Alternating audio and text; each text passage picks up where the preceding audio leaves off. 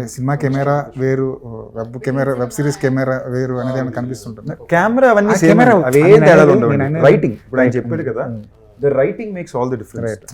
సినిమాలో ఒక high moment కోసం ఒక కెమెరా ఇక్కడికి వచ్చి ఇక్కడికి ఆగి ఒక బిల్డప్ షాట్ ఉంటుంది. వెబ్ షోలో అలాంటి మస్తుగా ఉండవు డైలాగుల మధ్యలో కదా. It changes based on beats. మీరు సడన్గా మలయాళం సినిమాకి వెళ్ళారంటే మీరు ఎక్కడ ఎగ్జాజరేట్ చేయరు, వాళ్ళు టైం ఇచ్చి సౌండ్లో చేస్తారు. ఇప్పుడు అది కరెక్ట్ అని కాదు, ఇది కరెక్ట్ అని కాదు. దానికి మనం అర్థం చేసుకుని దానికి తగినట్టు పని ఇప్పుడు ధనుష్ అని ఉన్నారు, ఆయన లిటరల్లీ ఎన్ని బ్లింకులు కావాలో చెప్తాడు.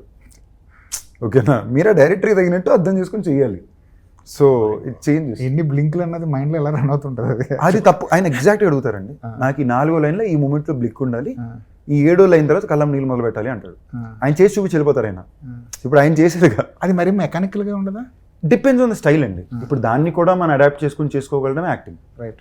ఇప్పుడు కృష్ణవంశీ ఆయన చేసి చూపిస్తాడు, ఆయన చేసి చూపించి ఇప్పుడు ఆయన చేసింది కావాలంటారు. ఇప్పుడు మెకానికల్ అంటే US actors you job to deliver it కదా. ఇప్పుడు కృష్ణవంశీ గారు ఉంటారు, అప్పుడప్పుడు సెట్కి రాగానే ఇప్పుడు ఈ క్యారెక్టర్ ఏం ఆడదు అనుకుంటున్నావు చెప్పరా అంటారు, నేను 5 బదులు చెప్తా అంటే డైలాగ్ పేపర్ లేదు, ఆయన అప్పుడు యాడ్ చేస్తారు. రైట్. ఆయన షార్ట్ని అలా ఫీల్ అవుతున్నారు, ఆయన అలా యాడ్ చేస్తారు.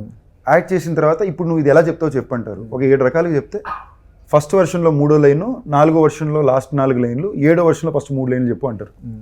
అది మీకు గుర్తుండాలిగా. మీకు అర్థమైందా?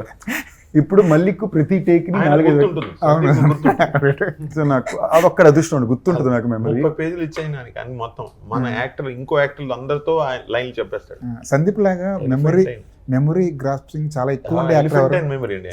సందీప్ లాగా మీరు చూసిన ఇన్ని క్యారెక్టర్లు ఇన్ని సినిమాలు చేశారు కదా, మెమరీ పరంగా ఎవరి గ్రాస్పింగ్ పరంగా ఎక్కువగా ఉంటుందంటారు? అంటే ఇమ్మీడియట్ చెప్పాలంటే మళ్ళీ ఉన్నాడంటే సిద్ధు. అమ్మమ్మ సిద్ధు ఛానల్ గడ్డ మనం అది మామూలు మెమరీ కాదు. అంటే అదే సందీప్ నేను అన్నట్టు, సందీప్ ఏదైనా మర్చిపోతే టక్ ఇంకొక సెకండ్ కూడా ఇవ్వడు, సార్ ఇది సార్ అని అందించేస్తాడు line.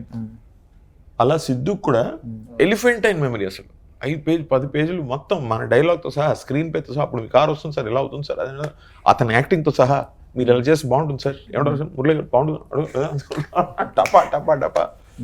So Siddhu is another because recently చేశాం కాబట్టి.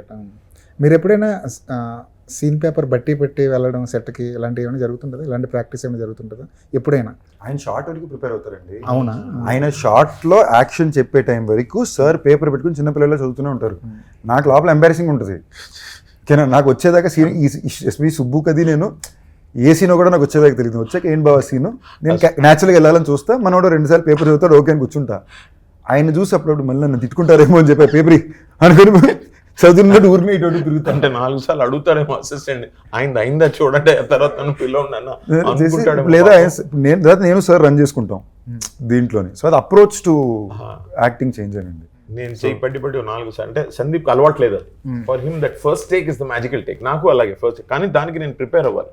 ఇంకా డైరెక్టర్ ఆ ఫస్ట్ టేక్ వచ్చేటప్పటికి నాతో భరించి బుర్ర ఖాళీ మొత్తం నస పెట్టి. చాలా ఇన్స్పైరింగ్ ఉంటుంది. ఆయన ఇన్ని రకాలుగా ప్రిపేర్ అవుతారంటే ఆయన 7 రకాలుగా చెప్పి చూస్తారు, మళ్ళీ చెప్పి చూస్తారు. అది మనకి చాలా ఇన్స్పైరింగ్ ఉంటుంది. సడన్గా ఏంటి 10 మంది చూస్తున్నారు సార్, మనం కూడా పేపర్ పెట్టుకుని తిరుగుతున్నాం. నాకేంటి, నేను యాక్షన్కి కట్టికి మధ్యన ఏం చేస్తాను నాకు తెలియదు. ఆ చేసిన తర్వాత వెళ్ళి మానిటర్ చూసుకున్న తర్వాత ఓకే ఈడిలా చేసాడా, నన్ను కూడా నేను సుబ్బుగా ఈడిలా చేసాడా, ఇటు కదిలేడా, ఈడి వెళ్తే బాగుంటుంది కానీ మాడుకుంటాం మేము. మోస్ట్ ఆఫ్ మై వర్క్ అలాగే ఉంటుంది. నేను enjoy it, that makes me enjoy my shot. I'm alive in the shot.